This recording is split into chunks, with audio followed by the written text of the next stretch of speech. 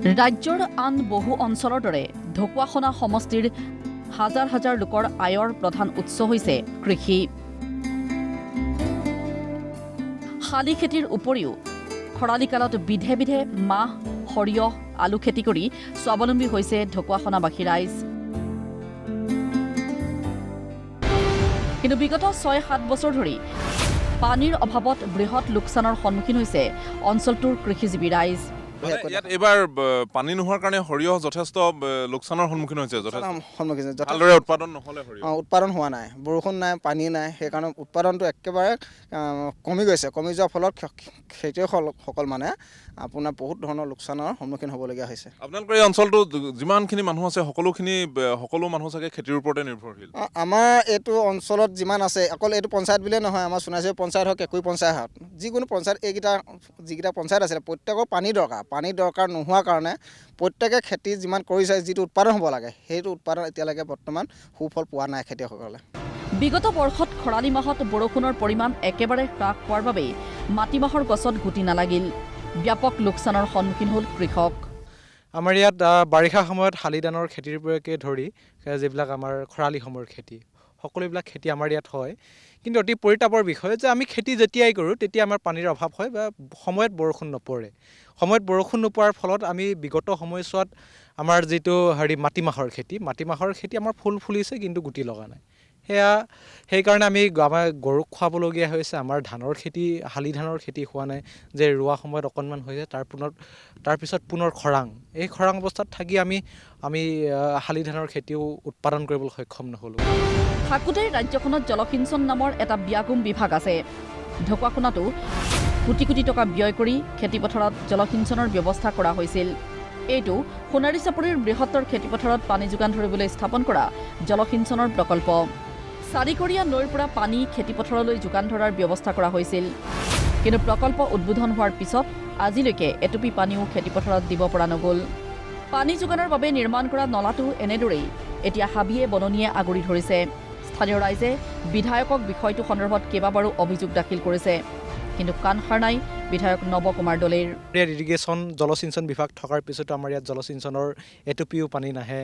আমি সেইবিলাক সমস্যা আমাৰ কাৰ্যালয়ত বা আমাৰ বিধায়ক মহোদয়ক আমি উত্থাপন কৰিছোঁ সমস্যাবিলাক। কিন্তু অতি পৰিতাপৰ বিষয় যে বিধায়কৰ লগতে আমাৰ কাৰ্যালয় বা আমাৰ বিভাগে আমাৰ সমস্যাসমূহ সমাধান কৰিবলৈ কেতিয়াও তেখেতসকলে ওলাই নাহে। তেখেতসকলে মাত্ৰ নিৰ্বাচনৰ সময়ত ভোট ভিক্ষা কৰিবলৈ আহোঁতেহে কয় যে আপোনালোকৰ এইবিলাক সমস্যা আমি অনাগত সময়ত সমাধান কৰি দিম। কিন্তু সেইবিলাক সদায় ফুটুকাৰ ফেন হৈ যায়। সৰিয়হ উৎপাদনত অসমৰ ভিতৰতেই ঢকুৱাখনাৰ নাম আছে। কিন্তু এইবাৰ বৰষুণ নোহোৱাৰ বাবেই সৰিয়হৰ উৎপাদন আধালৈ হ্ৰাস পালে। সৰিয়হৰ সমান্তৰালকৈ ঢকুৱাখনাত আলুৰ উৎপাদনো যথেষ্ট পৰিমাণে হয়। হাজাৰ হাজাৰ বিঘা ভূমিত আলুৰ খেতি কৰে ঢকুৱাখনাৰ কৃষক ৰাইজে।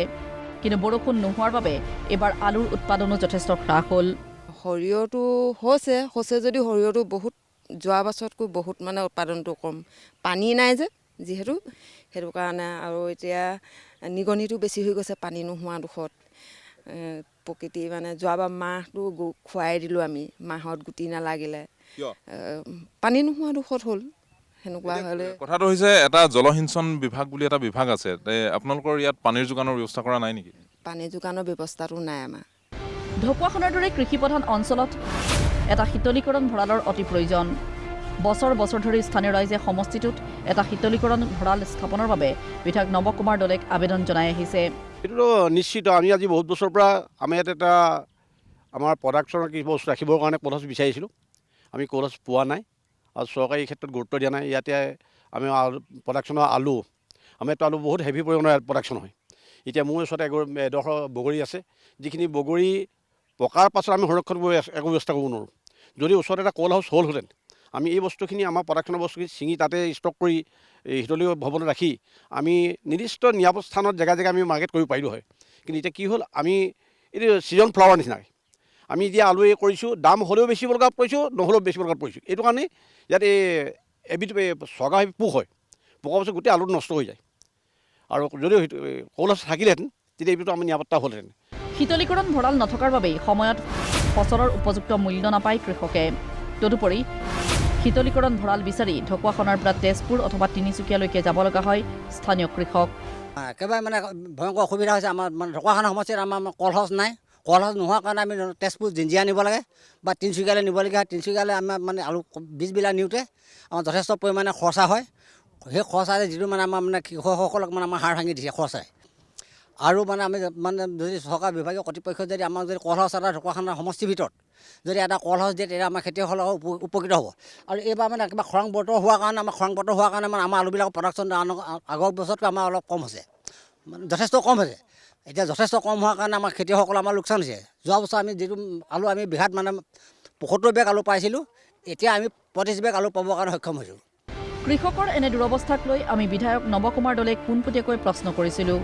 তেওঁ ক'লে, আমাৰ কৃষক ৰাইজৰ দাবী আছিলে যে কি বহুত দিনৰ পৰা এটা আমাৰ কোল্ড ষ্ট'ৰেজ মানে এটা প্ৰয়োজনীয়তাৰ বিষয়ে আমাকো অৱগত কৰি আহিছিলে। আৰু এই বিষয়ে আমি মাননীয় মুখ্যমন্ত্ৰী ডাঙৰীয়া আমি আলোচনা কৰিছোঁ। আৰু যোৱা মাহত মাননীয় মুখ্যমন্ত্ৰী ডাঙৰীয়াই ঢকুৱাখানাত আমাৰ খহনীয়া প্ৰতিৰোধৰ বাবে বিশ্ব বেংকৰ জৰিয়তে ১৫০ কোটি টকা ব্যয়েৰে হ'ব লগা আঁচনিখনৰ শুভ উদ্বোধন কৰোঁতে তেখেতে ৰাজহুৱাকৈ ঢকুৱাখানাত এটা সকলো মানে মধ্যস্থানত এটা কোল্ড ষ্ট'ৰেজ নিৰ্মাণ কৰি দিয়াৰ বাবে তেখেতে এটা আমাক ৰাইজক প্ৰতিশ্ৰুতি প্ৰদান কৰি গৈছে। আৰু আমি আশা ৰাখিছোঁ পৰৱৰ্তী দিনত আমি কম দিনৰ ভিতৰতে আমি এনেধৰণৰ কোল্ড ষ্ট'ৰেজ এটা নিৰ্মাণ কৰি উলিয়াব পাৰিম।